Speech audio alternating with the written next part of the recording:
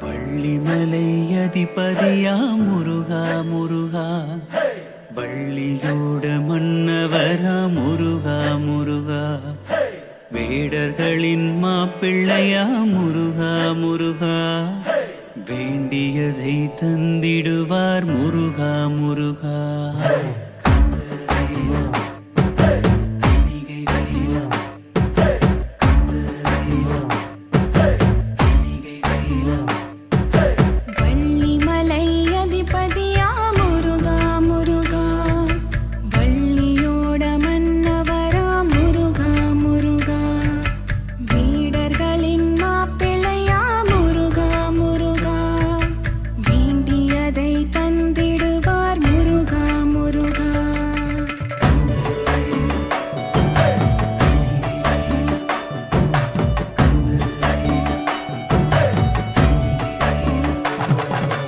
சூரனோடு சண்டையிட்டு சிங்காரமாய் வெற்றி பெற்று வேடர்தனில் போட்டியிட்டு வள்ளிக்கு தாமாலையிட்டு